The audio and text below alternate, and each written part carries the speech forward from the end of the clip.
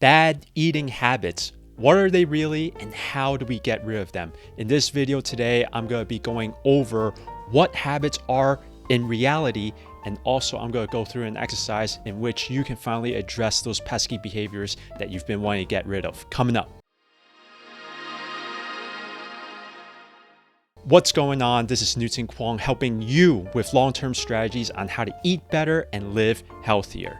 All of the information in today's video is for educational purposes only, so if you're seeking any medical advice, then please consult with your proper healthcare professional. When we talk about bad habits, we have to understand what habits actually are. Habits are a set of behaviors that can be triggered by multiple causes. If we are able to look at our bad habits in the cause and effect relationship, it's going to make it that much easier to break down and that much easier to manage. Once we're able to look at our bad eating habits in that light, then we can simply just adjust the causes in order to have a potentially significant outcome change. Now, the causes behind our behaviors can come from a multitude of factors, and that can include your mood, emotions, your physical setting, your schedule, environmental factors, the people that you're around. There's a lot that can trigger us to do the coping mechanisms that we have. I think it will be helpful to explain this through an example story. Let's say today I woke up in the morning and the first thing that I did was I grabbed my phone, watched YouTube. Then an ad for fast food came up. I get out of bed, I rush through my morning, grab a coffee with sugar, cream, grab a muffin. Then I open up my laptop and I find all of these really demanding emails that I need to get to right away. And in that, my stress built up. So in order to relieve that stress, I go outside, take a walk, and I take my usual route, which passes through a lot of fast food restaurants. So I'm smelling all of this food and I can't help myself but to go into the restaurant and order something huge that was going to satisfy my appetite at that point. So based off of that story alone, there are many triggers and causes that would have led me to ordering that fast food. It could have been the ad that I saw way early in the morning. It could have been the stress that was built up while I was answering the emails. It could have been the walking route that I took that led me through the fast food restaurants, and it could have been the smell of the food. There are many different causes that we can adjust so that we can prevent any further travel down the chain of events. A couple things that I could have changed in that story was if I had instead not gone to my phone, and if I had made a healthy breakfast, if I had better stress management techniques, if I had a better mindset about the emails that I was responding to, or if I just simply took a different route while walking, then that could have significantly impacted the outcome of my day. Change the events leading up to the habit,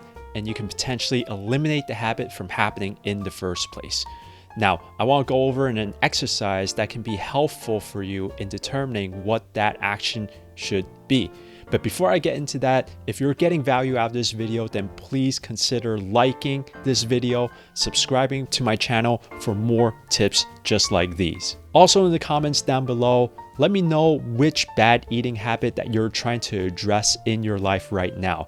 Leave it in the comments down below and I may dedicate a whole video on helping you out with that. This exercise that I want you to try out is called breaking the chain.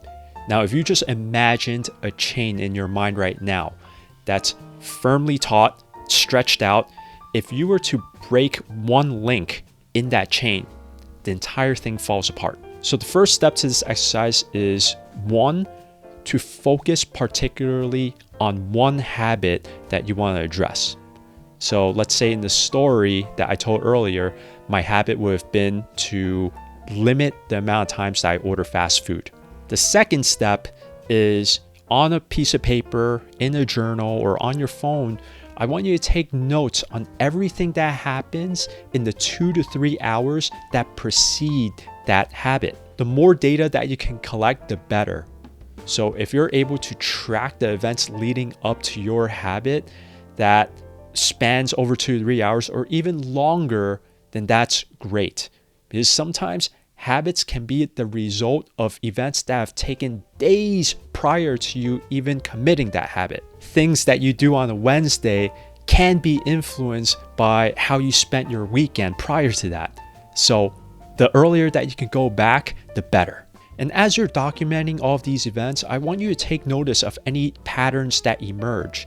These are going to be huge clues as to what significant, impactful changes that you can make in your day-to-day life. After you get all of that done and you're able to highlight the chain of events that lead to your bad eating habits, then just change one thing.